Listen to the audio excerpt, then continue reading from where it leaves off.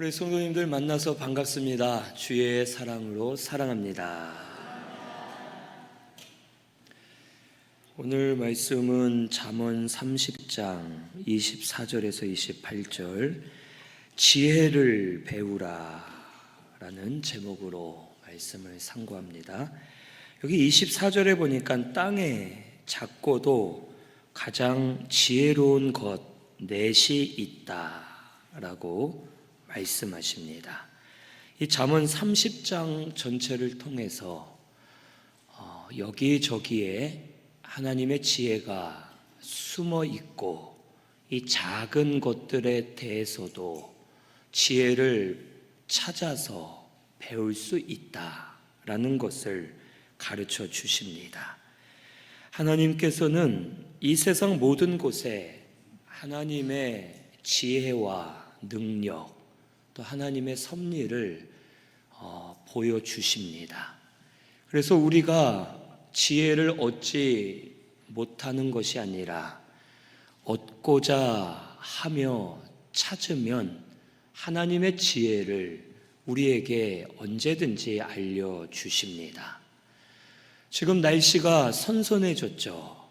계절을 보면서 하나님의 지혜와 섭리를 알 수 있고 나무, 풀, 동물, 또 우주 만물을 보면서 하나님의 지혜, 하나님의 역사를 우리가 볼 수 있습니다.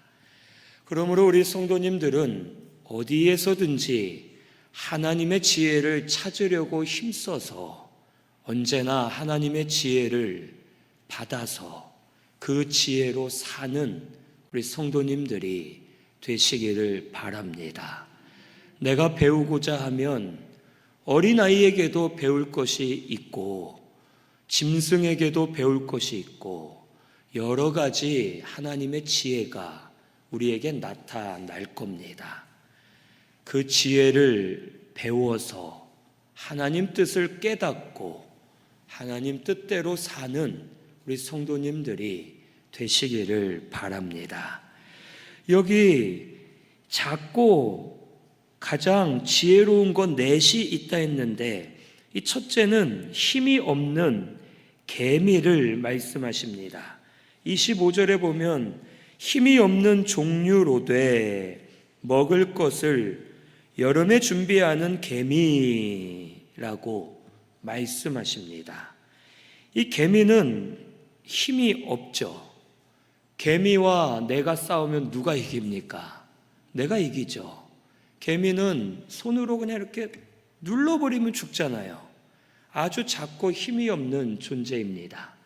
그런데 이 개미가 여름에 먹을 것을 준비하는 자다라고 말합니다. 이 잠언 6장 6절에서 8절에도 보면 게으른 자는 개미에게 그 부지런함을 배우라고 말씀해 주십니다. 그런데 여기 성경에서 말하는 부지런함은 우리가 생각하는 부지런함과 다릅니다. 이 성경에서 말하는 부지런함은 무조건 열심히 일하는 게 부지런함이 아닙니다. 오늘 말씀에도 개미가 여름에 먹을 것을 준비하는 부지런함이 있다라는 뜻입니다. 그러니까 성경에서 말하는 부지런함은 기회를 놓치지 않는 것이 부지런함입니다. 예수님 믿어야 될 때 믿는 것이 부지런함이고 지금 내가 사명해야 될 때 하는 것이 부지런함이고 믿음으로 살아야 될 때 믿음으로 사는 것이 부지런함이다 라는 것을 우리에게 보여줍니다. 이 개미가 여름이 아닌 다른 때에 양식을 많이 준비해봤자 준비도 할 수 없을 것이고 너무 일찍 준비하면 썩어 없어질 것이고 양식이 될 수 없는 겁니다. 그러니까 하나님 앞에 부지런함은 기회가 있을 때 그 기회를 붙잡도록 힘쓰고 노력하는 것이 부지런함이다 라는 것을 말씀해 주시는 겁니다. 우리 사람도 마찬가지입니다. 일을 안 해서 게으른 게 아니라 하나님이 주신 기회를 잡지 못하면 다른 것에 아무리 힘써봤자 게으른 자가 되어 정작 중요한 것은 준비하지 못하고 얻을 수 없다라는 것을 말씀해 주시는 겁니다. 그러므로 우리 성도는 눈앞에 있는 것만 보지 말고 하나님이 주신 기회를 붙잡아서 앞날을 준비해야 되는 겁니다. 헛된 것에 열심히 노력하는 것이 아니라 하나님이 주신 기회, 그 기회를 붙잡아서 무엇을 준비해야 될지 알아야 되는 겁니다. 우리가 준비해야 될 것은 첫째, 영의 양식입니다. 개미가 양식을 준비하는 것처럼 우리 성도는 영의 양식을 준비해야 됩니다. 우리가 예수님 믿어 거듭난 것은 베드로전서 1장 23절에 보면 말씀으로 거듭났다고 알려주셨습니다. 우리의 영이 말씀으로 거듭났기 때문에 우리의 영은 뭐를 양식으로 삼아야 자랄 수 있습니까? 말씀을 양식으로 삼아야 자라날 수 있는 겁니다. 우리 거듭난 영은 말씀으로 자라나고 말씀으로 힘을 얻고 말씀으로 환난을 이겨내고 말씀으로 강해지게 되는 겁니다. 그래서 영의 양식을 준비해야 됩니다. 지금이 영의 양식을 준비할 때라는 겁니다. 우리 아파봤던 분들은 아십니다. 내가 교회를 못 나가고 예배를 못 드리고 아파서 말씀을 읽을 수가 없고 기도할 수 없을 때가 얼마나 고통스러웠는지 아시는 겁니다. 우리가 언제 건강이 약해질지 모르는 겁니다. 또 사회적으로 이 나라가 어려움을 당해 교회에 모임을 할 수 없을 때가 올 수도 있습니다. 자연재해, 전쟁, 여러 가지 환난으로 인해 우리가 지금 말씀을 편하게 듣고 있지만 듣지 못할 때가 올 수도 있는 겁니다. 그리고 우리는 언제 죽을지 알 수 없는 자들입니다. 지금 살아있고 건강하고 내가 교회에 나올 수 있고 말씀 들을 귀가 있고 볼 수 있는 눈이 있고 내가 지금 말씀을 듣고 준비할 수 있는 이때가 하나님이 주신 기회임을 깨달으시기를 바랍니다. 지금 이때가 지나면 내가 하고 싶어도 못할 때가 올 수도 있습니다. 오늘 우리 성도님들 지금 이 시간 영의 양식을 준비하려고 힘쓰는 우리 성도님들이 되시기를 바랍니다.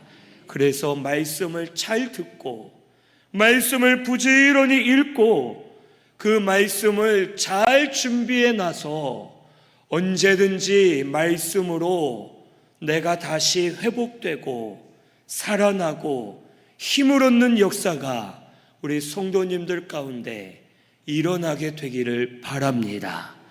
둘째로 실력을 준비해야 되는 겁니다. 이 영적인 실력을 우리가 앞날을 내다보고 준비해야 됩니다. 이 영적 실력은 체험과 경험에서 만들어집니다. 이 영의 양식은 말씀을 듣고 읽을 때, 내가 그 말씀을 믿을 때 내 영의 양식이 되고 내가 그 말씀을 붙들고 살면서 말씀이 나에게 체험되고 경험이 될 때 그것이 나의 영적 실력이 되는 겁니다. 그래서 이 영적 실력을 만든 사람은 경험해 봤기 때문에 어떤 일이 와도 쉽게 이겨낼 수 있고 쉽게 그것을 넘어갈 수 있는 겁니다. 실력은요, 나중에 만드는 것이 아닙니다. 전쟁이 났으면 군인들은 그동안 만들어 놓은 실력으로 전쟁에 임하는 겁니다. 그래서 얼마나 만들어졌는지, 얼마나 훈련했고 얼마나 준비되었는지에 따라서 전쟁의 승패가 갈라지는 겁니다.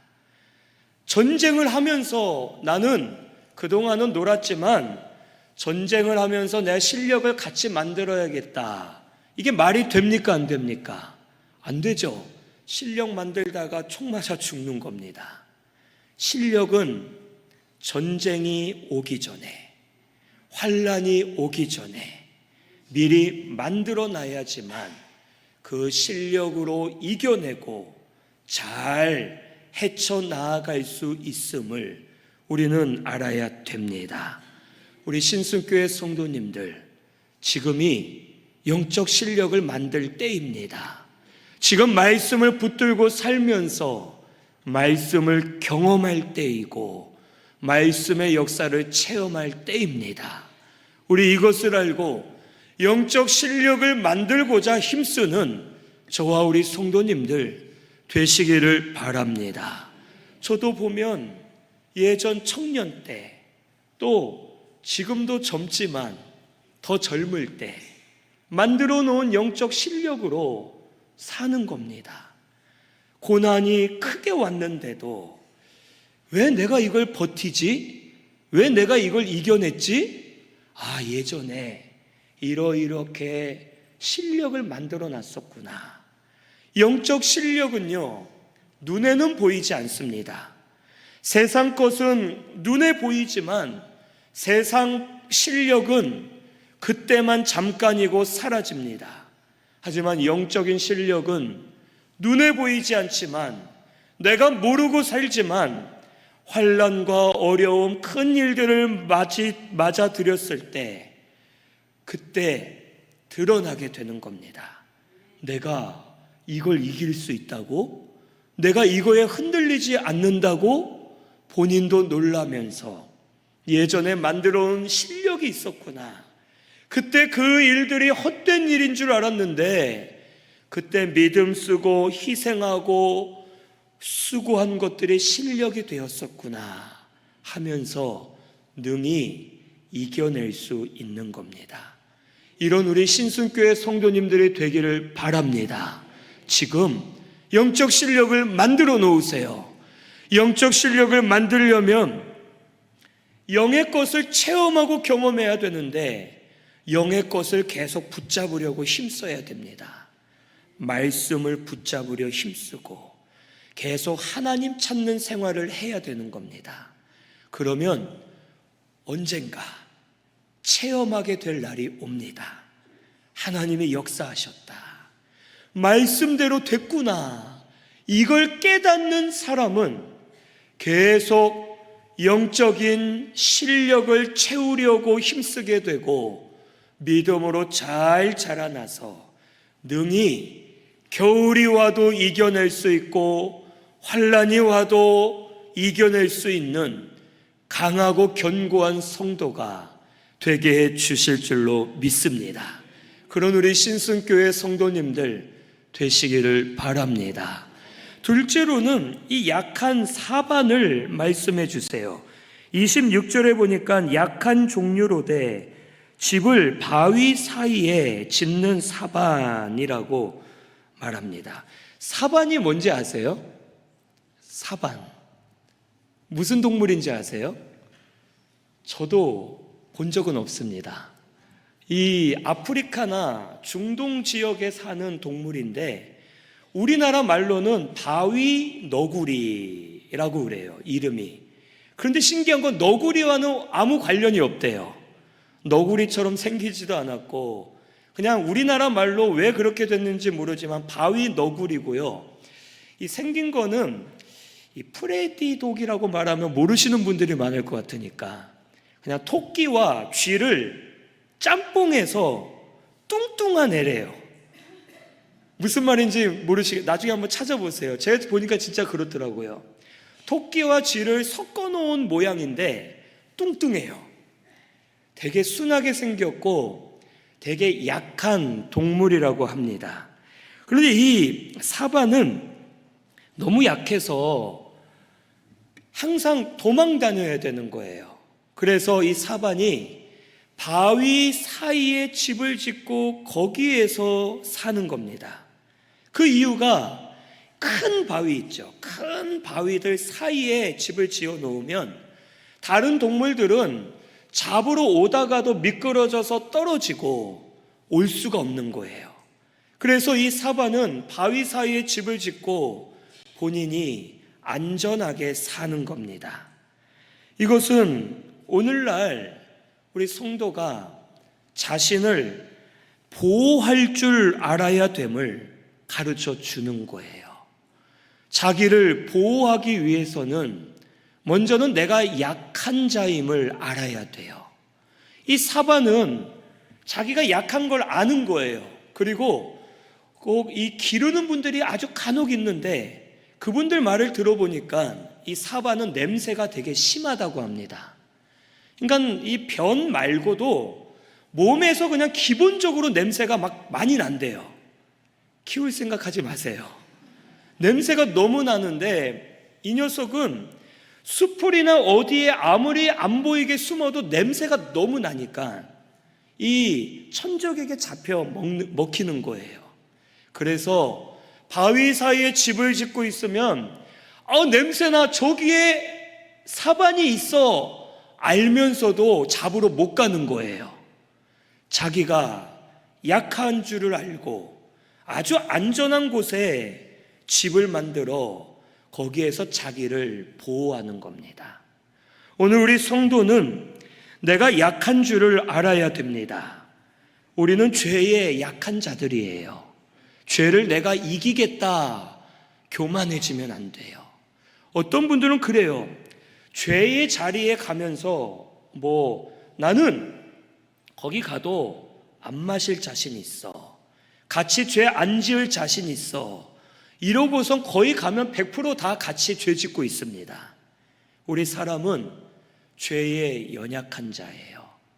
우리의 힘으로 죄를 이길 수가 없습니다. 그것을 우리 인정해야 됩니다. 하나님, 저는 약한 자입니다.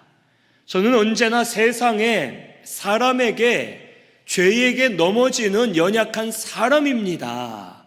이것을 우리가 알아야 되는 겁니다. 그리고 그 다음엔 내가 어떻게 보호받아야 될지를 알아야 돼요. 어디가 안전한 곳인지, 내가 무엇으로 이길 수 있는지 알아야 됩니다.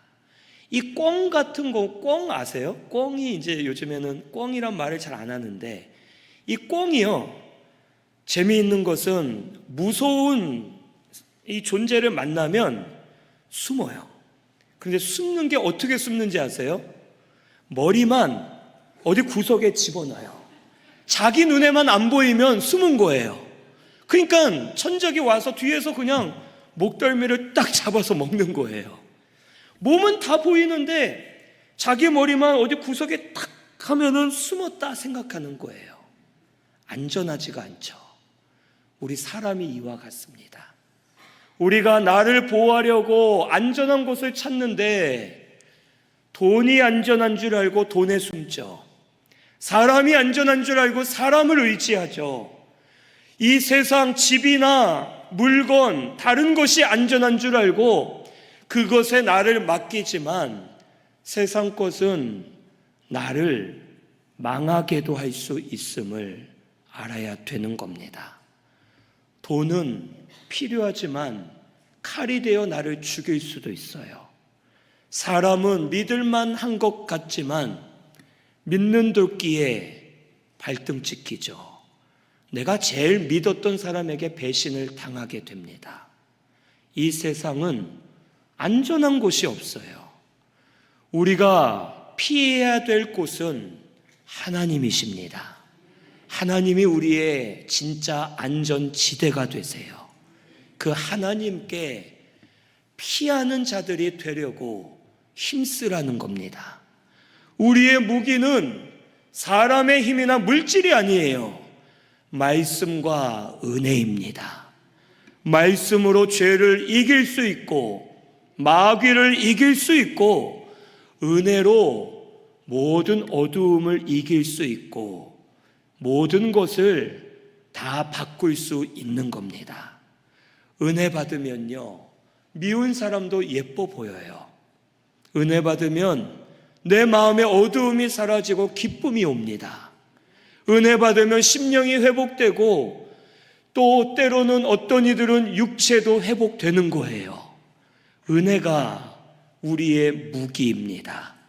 우리 신순교회 성도님들은 하나님께로 피하셔서 하나님이 주시는 말씀과 은혜를 무기로 삼아 자신을 보호할 줄 아는 우리 신순교회 성도님들이 꼭 되시기를 바랍니다.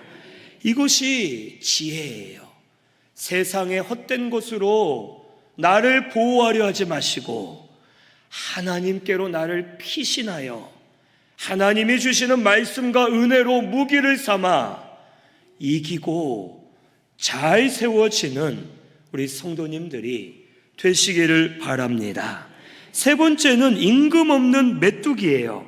27절에 임금이 없으되 다 떼를 지어 나가는 메뚜기라고 말씀하세요. 이 메뚜기는요, 떼를 지어 다니는데 신기해요. 대장이 없어요. 메뚜기는 대장이 없고요, 앞에서 지휘하는 왕 메뚜기 이런 게 없어요. 메뚜기들끼리는 계급도 없고 명령도 없고요, 아무것도 없어요. 그런데 이상하게 동시에 같이 떼를 지어 날아가요. 그 이유를 학자들이 말하길 번식하기 위한 목적인 것 같다라고 말해요. 그러니까 생존, 번식을 목적으로 두고 그 목적이 다 같으니까 메뚜기들은 통일되게 같이 다니는 거예요. 오늘 우리가 이것을 보고 지혜를 배워야 된다는 겁니다. 우리 사람이 목적이 같아야 하나가 될 수 있죠. 우리가 왜 서로 싸웁니까? 각자 목적이 다르기 때문에 그래요. 교회 안에서도 그래서 분쟁이 일어나죠. 교회면 우리가 싸우면 안 되는데 싸울 일들이 참 많이 있어요.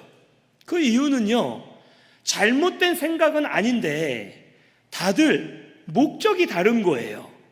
목표 지점이 다르니까 서로가 다른 길로 가려 하고 한마음이 될 수 없는 겁니다. 그래서 우리 성도는 메뚜기에게 지혜를 배워서 우리의 목적을 하나로 맞춰야 돼요. 우리의 목적은 하나님이 되어야 합니다. 하나님이 목적이 되어야 교회는 바로 설 수 있는 거예요. 하나님이 목적이 아닌 오늘날 많은 성도들이요, 내가 목적이 되었어요.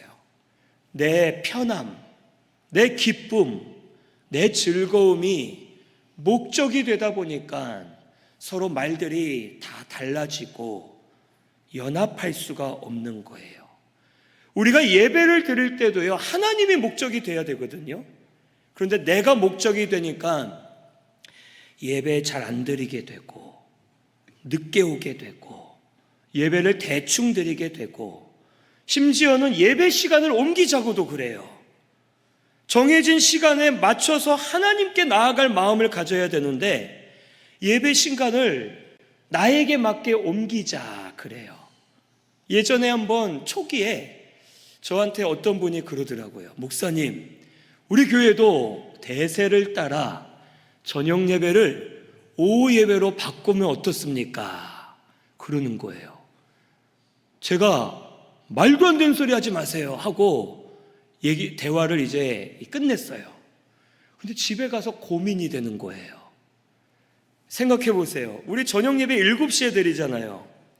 8시 정도에 끝나고 정리하고 또 저는 상담하고 이러면 9시, 10시에 집에 들어가요. 그런데 오후 2시에 예배를 땡겨서 드리면 4시 정도면 다 끝나겠죠. 그러면 4시에 집에 갈 수 있는 거예요. 얼마나 좋겠어요. 가족들하고 우리 외식이라도 할까? 시간도 많은데 영화라도 한 편 보러 갈까? 아니면 우리 어디 놀러 갈까? 하면서 예배를 저녁에서 오후로 옮기면 제일 좋고 편한 사람은 누굽니까? 저죠, 저. 제가 제일 좋겠죠, 사실은. 그런데 그러면 안 되는 거예요. 물론 오후 예배 드리는 교회들이 다 그런 게 아니에요. 나름의 목적이 있어서 바꾼 교회들이 있으니까 다 오해할 필요는 없습니다. 그런데 어떤 교회들 얘기를 들어보니까요, 그러더래요. 성도들이 원해서 저녁 예배를 오후 예배로 바꿨는데 나중에는요 또 이런 말이 나온대요. 목사님, 11시에 예배 드리고 2시에 예배 드리려니까 텀이 너무 짧아요. 그냥 우리 오후 예배는 없애면 안 될까요? 성도들이 그런대요. 그러면 오후 예배 없애고 낮 예배 한 번만 드리면 나중에 어떨까요? 아니, 목사님 꼭 우리 교회 나와서 예배 드려야 되겠습니까? 그냥 집에서 각자 영상으로 드리면 어떨까요? 그러겠죠. 그리고 영상으로 드리다 보면 예배를 안 드리겠죠. 이렇게 되는 거예요. 사람의 욕심은요, 죄의 주장을 받아 계속 말씀과 멀어지게 하고 하나님과 멀어지게 합니다. 이 모든 것의 목적은요, 내가 되었기 때문에 그래요. 내가 그 시간 안 되니까 좀 바꿔라. 내가 그 시간 힘드니까 좀 다른 시간으로 하자. 나는 그때가 안 돼. 난 그거 못하겠어. 내가 목적이 되면 우리의 신앙생활은 헛된 길로 가는 겁니다. 하지만 하나님이 목적이 되면요, 내가 오늘 예배 시간과 중요한 일이 겹쳐도 하나님을 위해 예배 드려야지. 내가 지금 이게 안 돼도 하나님을 위해 내가 바꿔봐야지. 내가 어려워도 하나님을 위해 힘써야지. 하나님께 맞추는 거예요. 하나님께 맞출 때 서로 한마음이 되어서 더 견고하게 우리가 세워져 갈 수 있는 겁니다. 예배뿐만이 아니죠.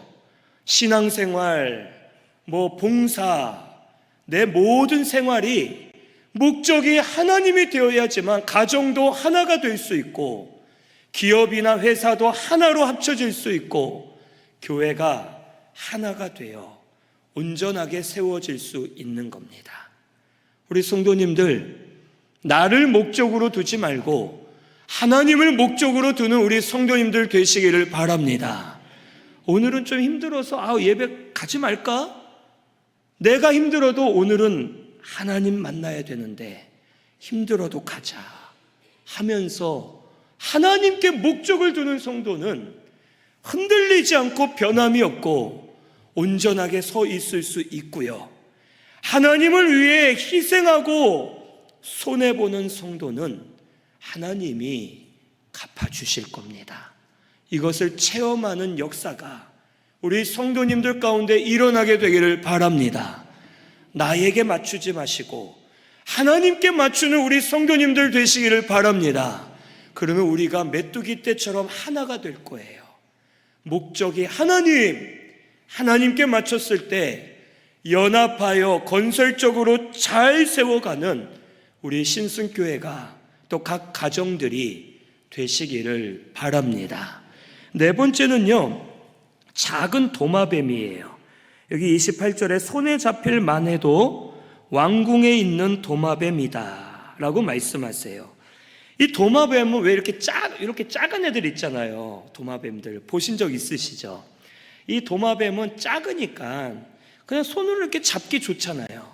잡혀서 가지고 놀던지 사람이 그냥 죽이기도 쉬운 거예요. 이렇게 연약하고 작은 도마뱀이 왕궁에 산다는 겁니다.